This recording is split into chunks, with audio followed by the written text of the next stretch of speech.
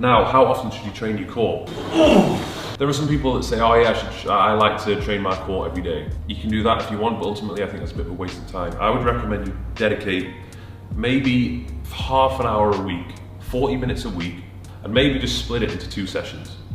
Okay, because if you don't have a strong core, you have abdominal muscles are weak. If you do a couple of exercises, after 15 minutes, they're gonna be exhausted. And anything you do after that is going to be pretty mediocre. So I recommend you do 2 sessions a week, stick in it for about 15 minutes. My life be like, yeah.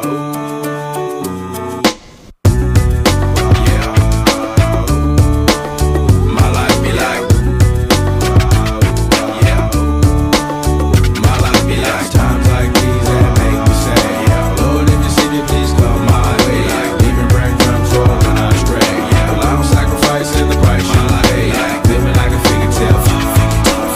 Sometimes I fall, I slip. Yeah, more feelings I be more like you. Yeah, not to put the fight with the things I do. I'm on an island by my lonesome stranded. Low key and staying candid. Reflect on all the things I try my hand at. Search for the equation to persuasions I'm used to. Finding comfort in the zones of clouds and bones I get loose to.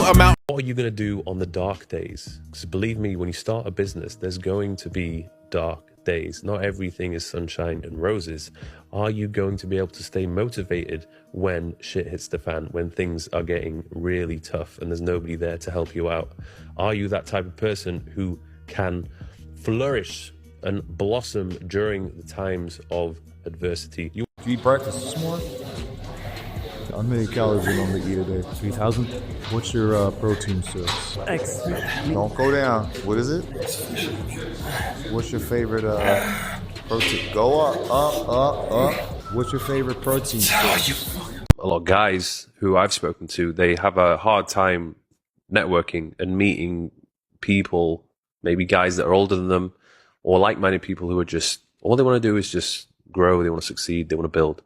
And it can be very hard, particularly if you come to I would imagine there's a hell of a lot of people that come to Dubai, but they don't know anyone. Yep. And they're like, Mike, well, how do you get yourself to these events? Luckily for me, because obviously I've been here for a while, I have a network and I've established myself here, so I get invited to a lot of these things. But if you're a nobody, that can be quite difficult. So if there is more of these events where pretty much anybody can attend to, like it's, in my opinion, it's life-changing because you may meet some friends which you'll have for the rest of your life. Or you might have some conversations that will literally cause you to go on a completely different path. The gym-related videos, I would do a gym workout or try and do an educational video talking about like how to do this exercise or whatever. And then the comment section is all steroids.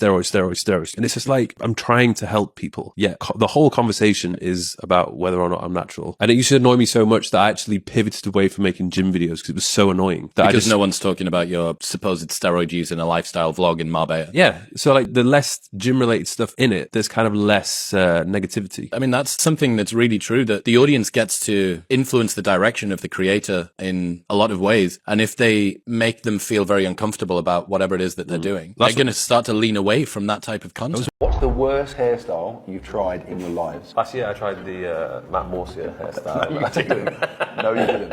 I had, up until about 3 years ago, maybe 4 years ago, I don't know why, for about a year, I just decided to have a quiff and I thought it was like cool. I thought it was a good idea and I thought it looked good. And now, in hindsight, when I look back at those videos, it's so bad. And like, I filmed with you numerous times. You didn't once say, why are you doing that with your hair? No, you I'm didn't. pretty sure I was making like, fun of it. You were like, cool hair, man.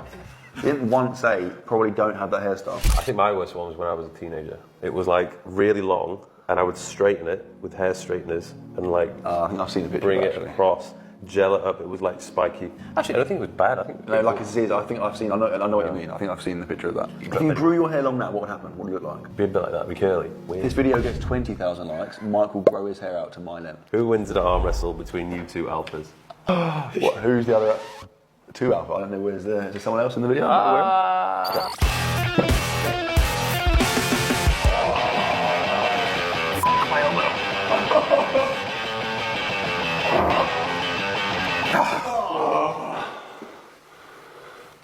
I tapped out because I'm thinking of my That elbow. I thought you'd be worse than that. That was actually quite impressive. I think arm wrestles are so risky.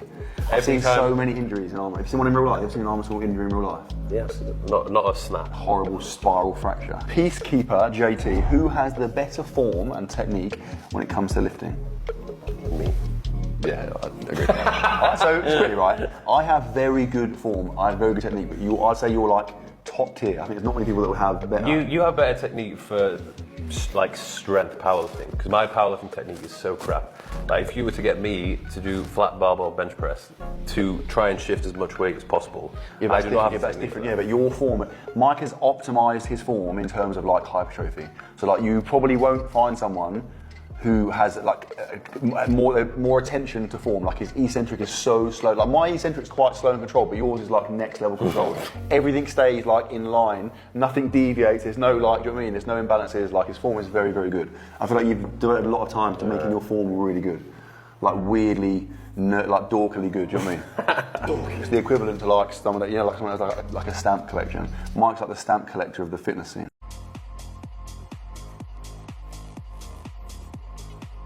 What do I usually go for at restaurants if I want to stay in shape and, more importantly, just stay lean and not get fat? Don't underestimate how many calories they manage to squeeze into those meals that they give you whenever you're eating out. All these hidden fats and oils, everything is going to add up. And it's actually quite hard for you to stick at around 600 to maybe 800 calories if you're eating out. If you're having starters, you have a main course, then you have a dessert on top of that, 2,000 calories easy, and that's just in one meal. So what I do, my approach, I usually just skip the starter and I skip the dessert. Maybe I'll have a starter if it's literally just a salad, but most of the time I'll just avoid it.